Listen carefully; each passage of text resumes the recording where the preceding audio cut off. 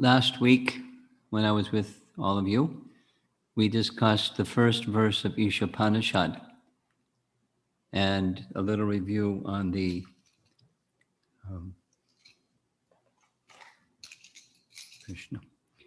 A little review on the invocation verse of Isopanisad. And these first three verses, they fit very well together, as we'll see. Invocation up through mantra 3.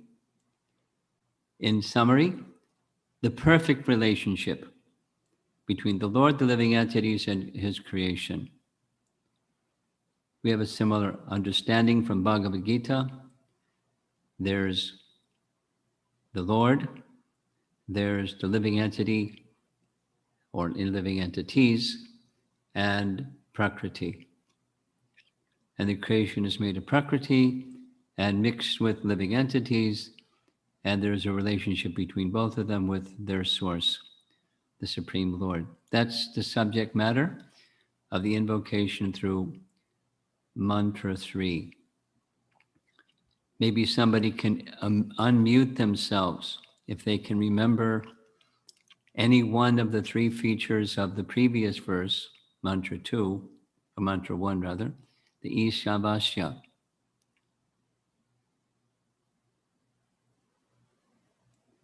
Everything animate or inanimate that is within the universe is controlled and owned by the Lord. So proprietorship, and thus controlled. One should therefore accept only those things necessary for himself, which are set aside as his quota, and then one should not accept other things, knowing well to whom they belong. That was the previous verse, and mantra 2 builds upon that. So the Isavasya 3, everything is owned by Krishna. Each of us are entitled to accept what is necessary for our maintenance, and we should not accept more than that, knowing that Krishna is the proprietor. The mantra 2 is explaining what happens when you live your life that way. The benefit of working in the Isavasya conception. It's a good benefit. Free from karma. And as you are free from karma, your actions are on the liberated platform. So this detached work or dedication of all things to Krishna, this is the method, and for that matter, the only method for freedom. Bhakti, we can say, is complete freedom, but the principle of detached work and offering the results to the Supreme Lord, that's, you know that message, that's the Karma Yoga message from Bhagavad Gita. This is the method of freedom and the platform of freedom. No more karma. So that's a good outcome. I'll say the verse. Kurvanevaha karmani chijivasech shatam samaha evam tvayinanyate tosti na karma lipyate nare. One may aspire to live for hundreds of years. If he continuously goes on working in that way, for that sort of work will not bind him to the law of karma. There is no alternative to this way for man. That's pretty strong, isn't it? Na karma lipyate nare. For those who are naras, there isn't an alternative. Na karma lipyate nare. So we have now same 3 parts for this text number 2, or mantra number 2. One may aspire to live for hundreds of years. If he continuously goes on working that way, there's freedom. For that sort of work will not bind him to the law of karma. It's liberation. And there isn't an alternative. 3 parts. Very simple. So what's the law of karma? You've seen an illustration like this, if not this very one. From action comes reaction, and that reaction produces another action that produces a reaction, and wait a while, and the pile of karma is going to come back and bonking the man on the head. That's the law of karma. What you do, it comes back. Or sometimes people say it this way, it's a kind of police force. And if there's something that's done that's negative or causes pain and suffering for others, in equal measure, that pain and suffering will come back. It's not just the negative side, it's the positive side. Actions that are acts of kindness unto others, that kindness will come back in equal measure. So it's the law enforcement agency of Prakriti. Whoops, here's with some Chinese, the word karma is down there. What put you out into the world, what you put out into the world comes back to you. How you live your life determines what kind of life you'll have. This is a French teacher. So in other words, it's not just in Sanskrit or Vedic understanding. The concept of karma is things come back to you. Now, with things come back to you, does that mean you have no freedom? Because it's already determined what's going to happen. And how you respond to what comes your way, that's your freedom. A classic image is this one you see in the upper left corner. Celebrated ISKCON painting, animal slaughter. The animal that one kills and experiences great pain and suffering, and one who does that will experience that same pain and suffering in equal measure. Prabhupada had said, for every hair that's on the cow's body, that many times. So that's pretty intense. That's karma. Now, there are things that are forced upon us that are nothing you can do about it. They're irreversible. Why is it, for example, why is it that we have to die, or why is it things are forced upon us? What's the why? They're forces of the material energy. And when there's forces of the material energy, we struggle because we don't want to die. We don't want to become old. We don't want to become diseased. And still people are getting COVID, like anything. World statistic is, it's bigger than before in some parts of the world, for sure. So there's a struggle. And why is it? Prabhupada appreciated very much in many lectures from many different angles the message of Sanatana Goswami to Chaitanya Mahaprabhu when they met at the Shashvamedha Ghat. It was two things. What am I, and why am I forced to suffer? No, most people just accept suffering as just that's the way it is. But why is it that we're forced to accept suffering? Why is it that we're forced to die? Why is it? The why question is the beginning of getting free from the what? The suffering that we don't like. The suffering is due to the bondage of karma. We don't want to take birth again and again, but it's just a law of nature. And that we have those situations because of desires. And even if it's good behavior and good desire, there's reactions that come. And then one's birth may be in a higher as opposed to a lower situation of life in this planet or even higher planets. But when there's actions, that there's attachment for the results of actions, The bondage goes to the performer. In other words, even good karma results in birth, death, disease, and old age. That's the problem. That's the problem. It's not just the haves and the have-nots, the laborers and the capitalists, or the whatever that, the two groups of people. It's just having material existence, having the bondage of karma compelling us again and again. Life of conditioned souls is made up of reactions to past karma.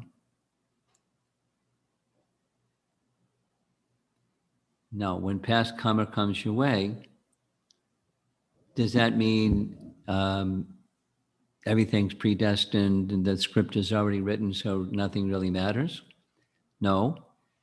We have an opportunity, a freedom of choice, how you're going to respond to those reactions when they come your way. And by that, the future reactions are modified. Here's one image. Somebody gets slapped. Now, when they get slapped, they have a choice of how to respond. And one of the things that may help to not respond in a negative way, like slap back or worse, is recognizing this is coming to me because of something I did in the past. Now, it doesn't make the other person slapping you nice or okay or excusable or something, but how you respond is generating future karma. That's the point. Whatever comes, good or bad, or mixed, or both, how you respond is determining your future karma. Another cartoon, not so funny, but those things happen.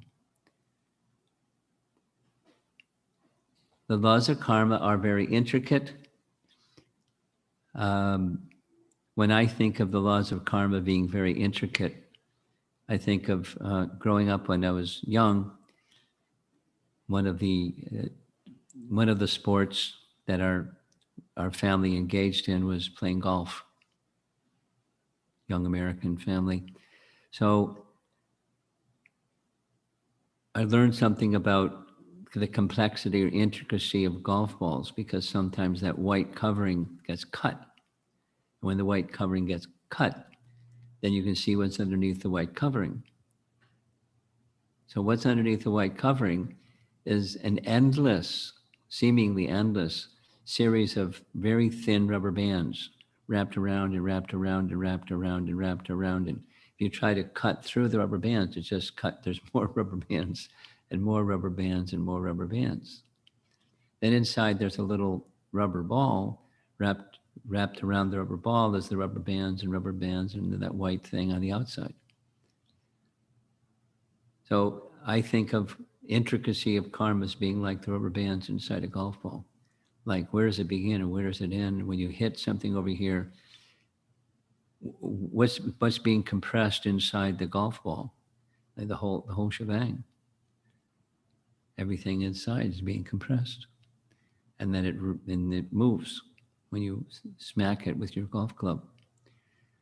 So similarly, the laws of karma are very intricate. Like, what's the result? Such and such is what's happening at the moment. What's the cause? Answer. It's too intricate, too complex to say. Aside from you may not remember, the complexity is such it could be a zillion things at one time. And that's what the cause is, that you're now experiencing as a reaction. So many causes, because we're acting at every moment, we're deciding at every moment. At least in the human form of life, there's karma at every moment. So then the reaction, generating new karma, what's coming my way from previous karma, who can say? It's very intricate. But we do know what you see in this image, there's the three modes, and they're governing over or manipulating Prakriti. The modes govern and manipulate Prakriti. I mean, I like this image. At the bottom is somebody who's a worker, and on the left is somebody who looks like the foreman. And the foreman is thinking, this guy's working for me. and the worker is thinking I'm working for him. But they're both an illusion because they're both being moved by the three modes of material nature, all of which is under the supervision of Krishna. So how those strings are moving and how people are based upon choices, it's not just you make a choice, it also depends on your karma. Your guna influences your choices, and your karma influences whether it's going to work out or not. Good and bad karma works like that. So let's go on. There's an image. There we go. There's three kinds of karma. Nothing new.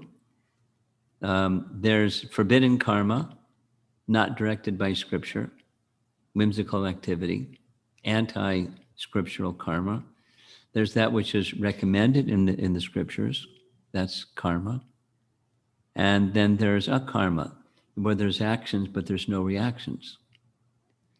Now, many of the things that we're using this definition, many of the things that people do is not actions directed by Vedic scriptures. It's vikarma, and vikarma or whimsical activity has its negative reaction for that whimsical, not directed by scripture actions.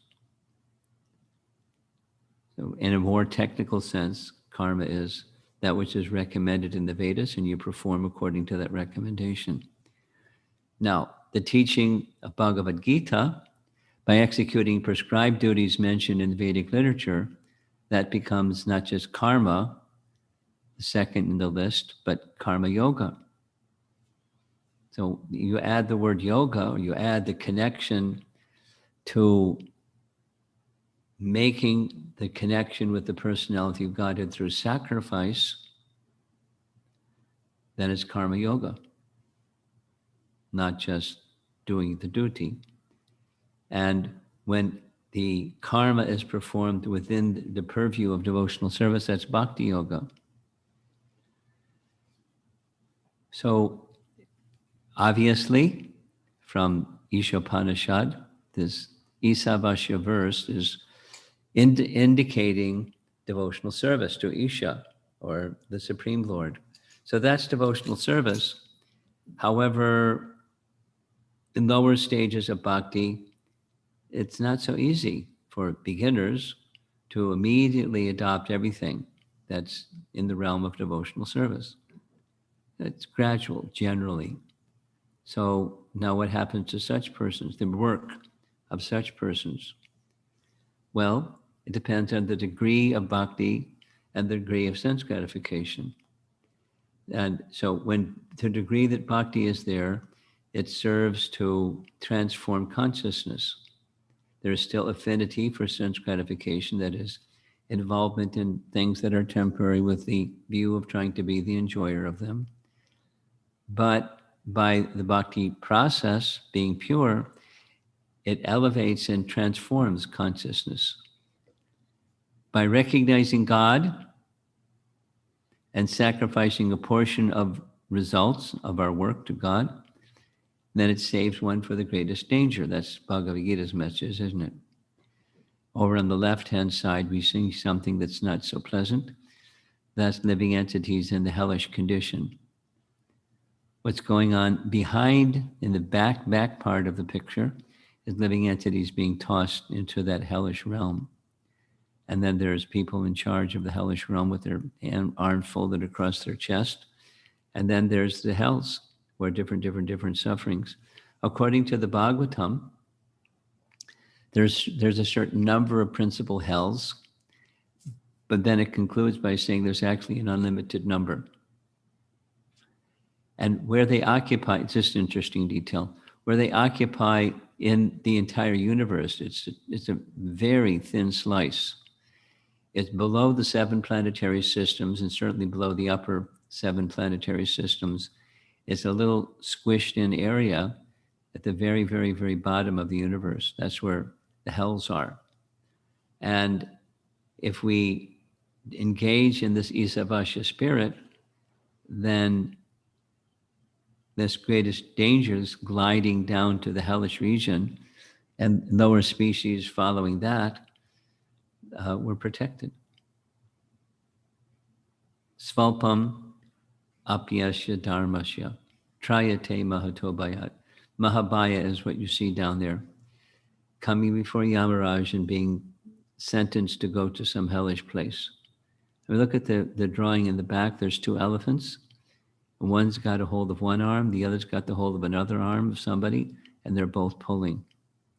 And there's elephant controllers on the backs of the elephant, and the person's being ripped, and their arms just pull out of their sockets.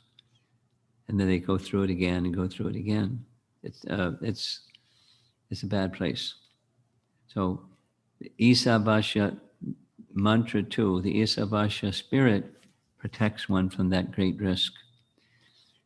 But some people indulge themselves anyways. This is another classic, back to Godhead and BBT Bhagavad Gita painting. On the left is someone who's eating raw meat or cooked meat, and bodies more suited for that might be a tiger, so you might get a tiger in the next life. People that like to expose their body, there's forms of life more suited for that. Trees, just like Nala Kuvar and Manigriva, they wanted to stand naked, so Narada consented. You can become trees and just stand naked. Or sleeping without restriction. Their body's more suited for that. One may get a body more suited for that. Animals that hibernate, not only bears, there's other animals that hibernate. Just a little sharing, just anecdotal. One of our farm communities in America is Gitanagari. Maybe some of you heard it down here in Texas, maybe may not. It's in mid-Pennsylvania.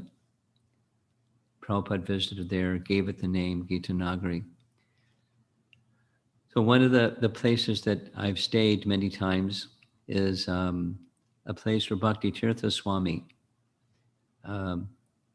operated his, what he would call the Institute House. The Institute House is for the Institute for IFAST, for Advanced Spiritual Technology. That was the acronym. Institute for Advanced Spiritual Technology, IFAST. And so I stayed at the IFAST house, or the Institute House.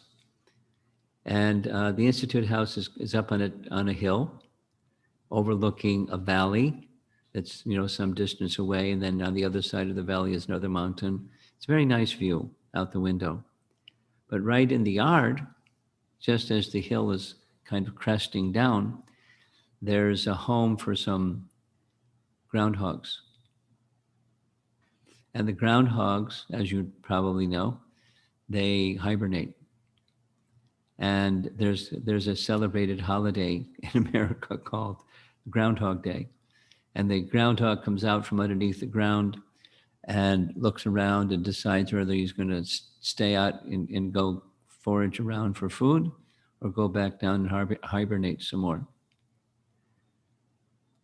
So the groundhogs during the warmer weather, all they do all day long is eat, and their bodies get really plump, chubby.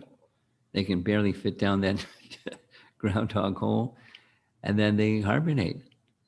So if you want to sleep a lot, maybe you become a groundhog, or maybe you become a bear, or somebody that's more suited for that kind of pleasure.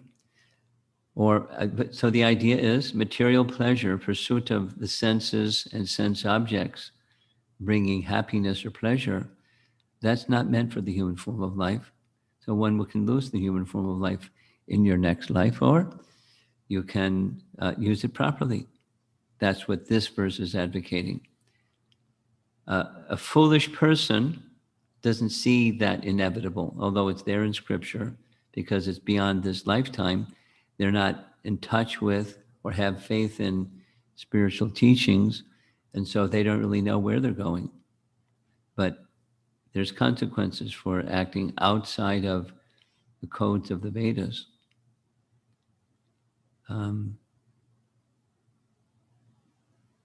Not only it prevents us from experiencing or attaining the higher realms of consciousness, we don't even know who we are. We don't understand that we're eternal. We don't understand the cycle of birth and death. Although there may be some notion, it's not really so well understood, that's for sure. But this mantra too is teaching a way where one can purify consciousness and clearly understand one's true spiritual identity. This is one of Prabhupada's phrases. A humble, God-centered life is more valuable than a colossal hoax of a life dedicated to godless altruism or socialism. Now, sometimes Prabhupada spoke really strongly like that, but it was for a reason. Because it's not a political statement. You know, the people in America, the people that don't like socialism, and people that like capitalism and like thisism and thatism, the otherism. So this isn't that kind of a statement, liking thisism instead of thatism. It's indicating godlessness, whatever it may be shaped, altruism or socialism. It has a consequence. A life forgetful of who we are, even if there's some charity or selfless works, socialism, etc., etc., etc., social welfare, it falls short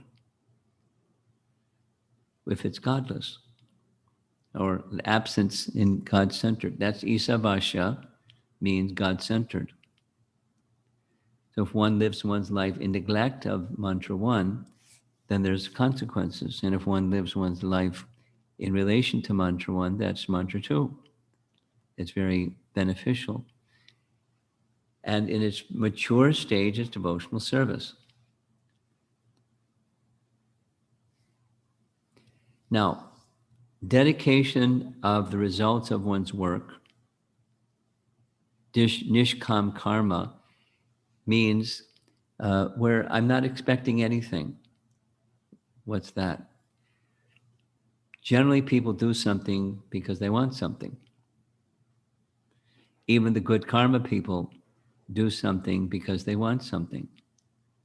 I was visiting a home a couple weeks ago, and the hostess, at the end during the discussion time said, I'm very embarrassed because before I contacted devotional service, I was trained to do pious things because then you'll get good fruits of your piety and you'll prosper and you'll do well. And that was so deeply ingrained in my consciousness that even now I'm thinking devotional service is really good because I'll get this prosperity and this in my next life. And it's insidious. It doesn't so easily go away. What to do. Fruitive tendency, I liken it to a stain. And once something is stained, even you have some good bleach or stain remover or something, stains are hard to remove. And consciousness, when we're taking up Krishna Bhakti, the tendency is to drag fruitive tendencies with us.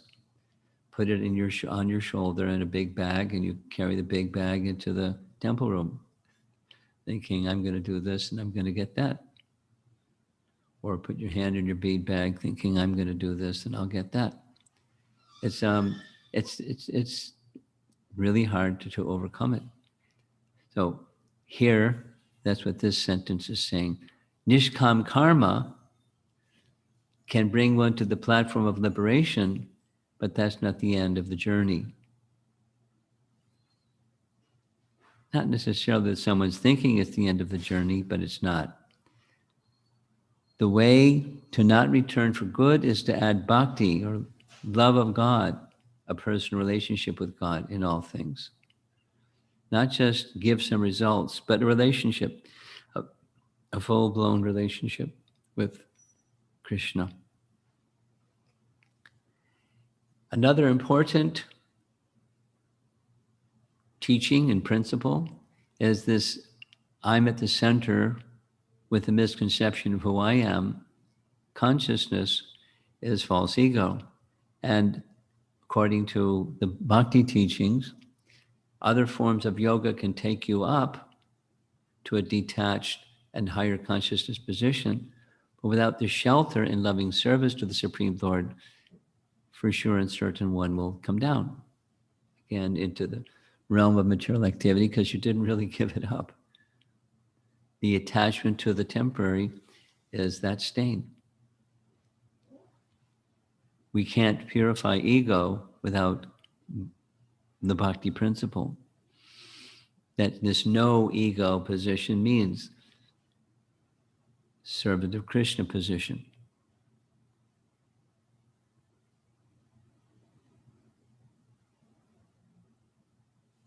Okay.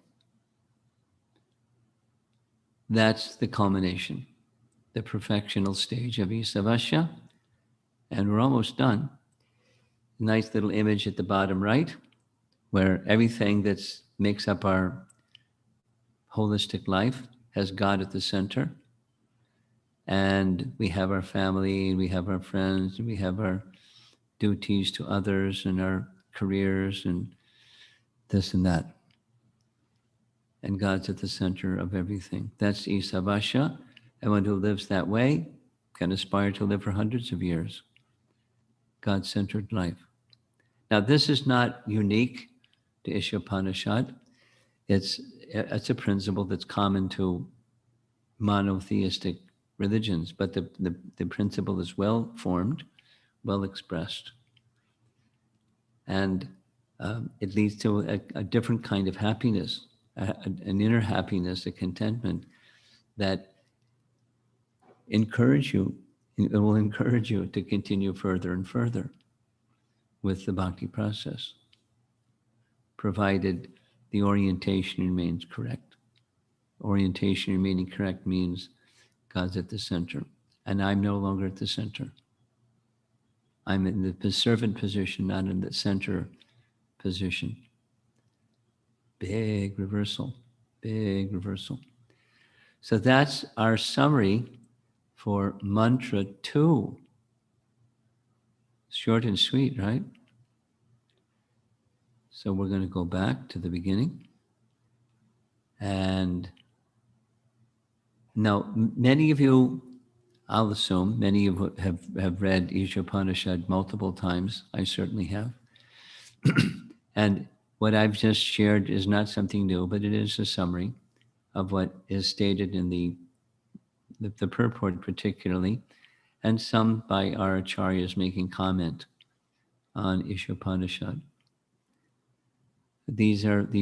Particularly these first 3 verses, plus the introduction, they set the stage for how to live one's life.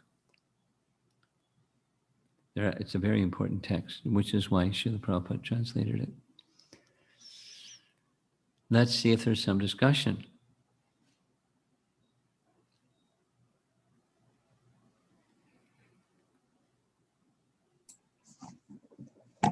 Hare Krishna, Guru Maharaj. Thank you, Maharaj, for such a wonderful class again. I have 2 questions. Can I ask both together, or? Whatever you think is appropriate, you do that. Thanks, Maharaj. So, Maharaj, I have written my question. Is karma deck pre-stacked?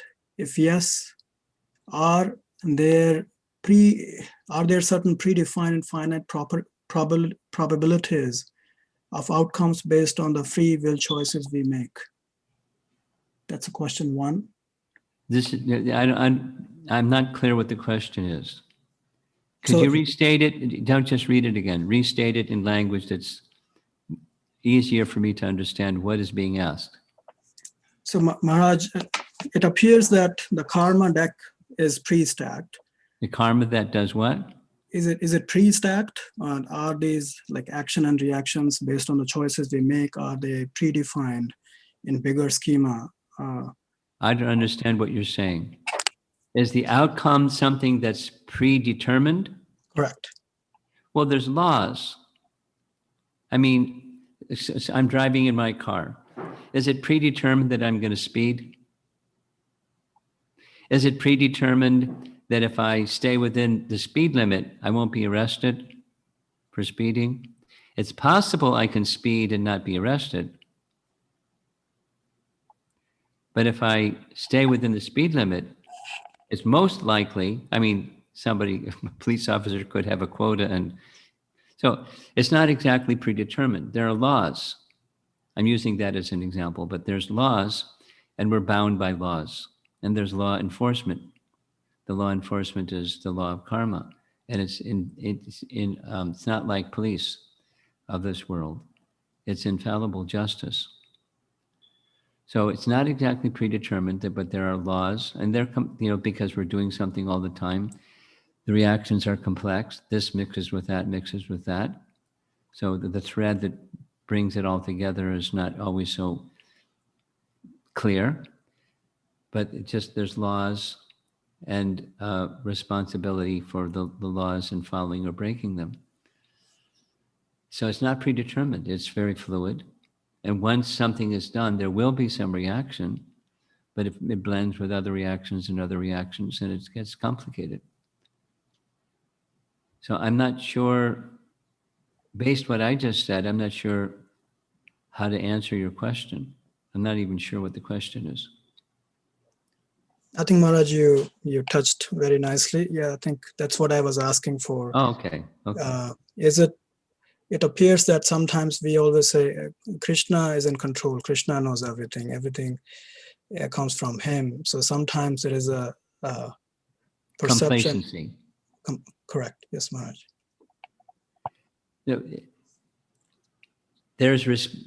It's just like, let's give two practical examples. Palmistry and astrology. So Prabhupada said about palmistry, it's not so important. You go to Arti, clap your hands, and you come back and the lines in your hand are different. Or astrology. Astrology is just a way of getting a read on there's going to be this force or that influence working on your life for this period of time. So is not exactly prescripted. There is an influence, but then how do I respond to that influence? When someone speaks very harshly, how do I respond to that? When someone speaks very pleasingly and flatteringly, how do I respond to that? And if you're in false ego, you're going to have a problem whether it's nice or not nice, because you're going to react. I'm happy, I'm sad, which is illusion. So how we respond is not prescripted.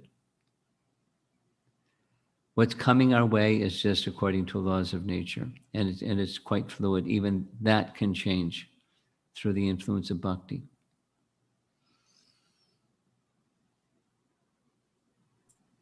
Thank you, Maharaj. I have one more question, Maharaj. Based on the image you showed about the hellish planet, the arm was being pulled by two elephants.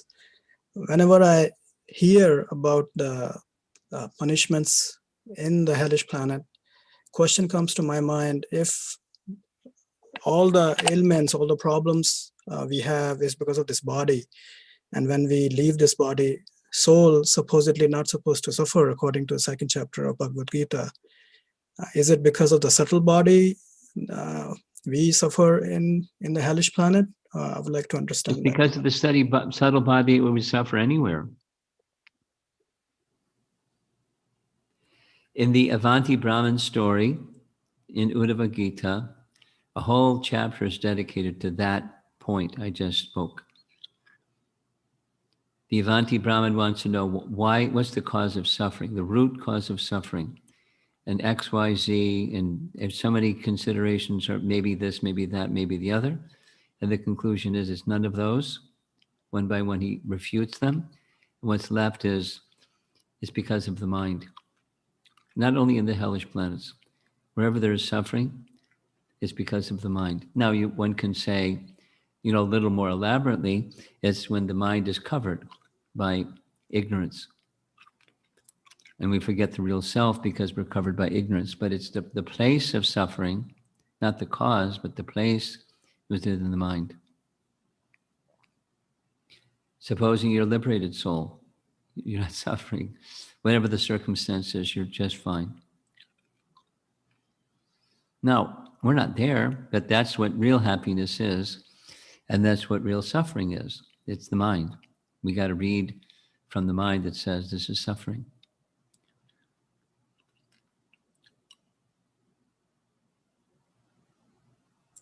Thank you, Maharaj.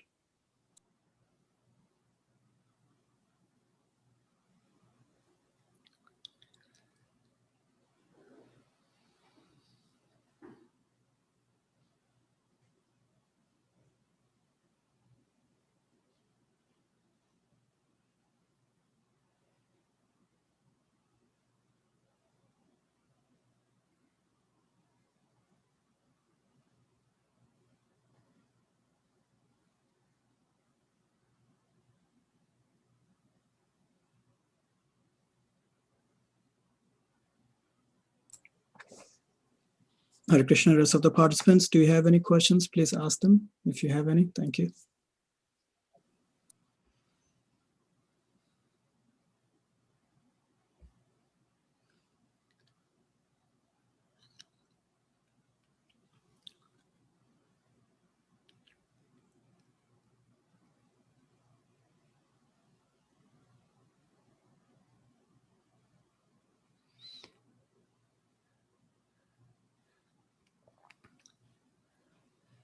So silence must mean you're all very happy. So we'll close with everyone being happy. Maharaj, we have one request. Would your schedule allow to continue these classes? No. In upcoming weeks, there's already something in that time slot, so it won't work. Can we get some other time slots, Maharaj? Yeah. Maybe. But at this time in the future weeks, it's not going to work. And I can't answer that question right now. Yes, thank you, Maharaj. Okay, thank you all very much for attending.